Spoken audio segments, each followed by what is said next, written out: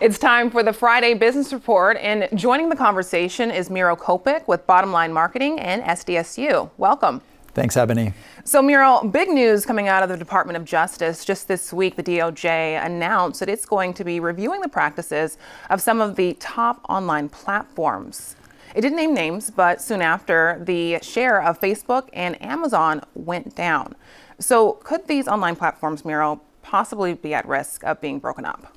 You know, this is a big development because up to now, the Federal Trade Commission has been involved in all kinds of complaints regarding these online platforms. So looking at search or social media or online retail. So it's Google, Facebook, Amazon, even Apple's been thrown in the mix. And the issue is for consumers, the Justice Department is saying is these firms have gotten potentially too large and they are not doing things on behalf of consumers. And when that happens, you know, the Federal Trade Commission makes sure they can fine companies. And as we know, last week, Facebook had fined $5 billion from the FTC and are requiring Mark Zuckerberg, the CEO, to certify every quarter that there's privacy policies in place that are satisfactory to the FTC. And the reason is Facebook, for example, has had some major issues. They've had the Russian ads during the elections that cause a lot of confusion amongst consumers.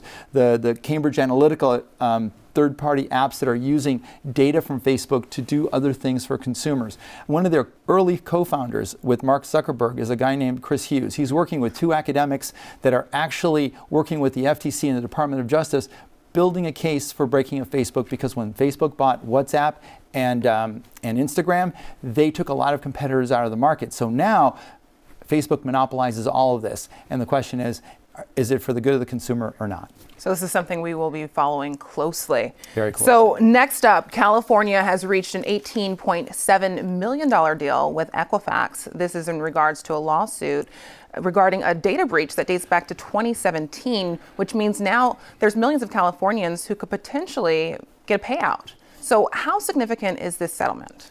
It's a huge settlement because actually the whole settlement is worth potentially $700 million, and it covers 48 states, the District of Columbia, Puerto Rico, and the federal government. So 425 million overall is going to consumers, of which 15 million consumers in California are affected. So the data breach that you're talking about happened a couple of years ago, and at Equifax, and what they found is that people's names, addresses, birth dates, social security numbers were taken. A lot of people had fraud committed against them, had their identities stolen, and there was a lot of immediate remedies that were done. But what this judgment does is allow you to reclaim the cost of credit monitoring or identity monitoring services. It allows you to get back some of the time that you took. So for example, if up to 20 hours, you could get paid $25 an hour and get $500 back. If you got money stolen, up to $20,000. And if you did nothing and you want to be able to participate in the settlement, you as a consumer have the right for a free credit report from Equifax for the next 7 years, and that's a $12 to $15 value. Well, finally, some major automakers have agreed to sign an agreement with the state of California to meet higher emissions standards. This despite the Trump administration's efforts to roll back standards. So what does this mean, Miro, for the car consumer?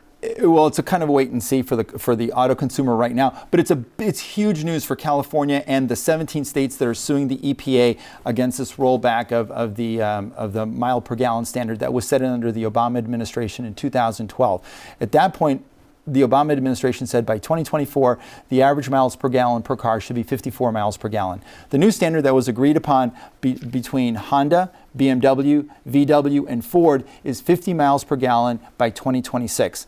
The Trump administration has been pushing 37 miles per gallon because the minute the Trump administration came in, a few automakers lobbied to kind of pull that back.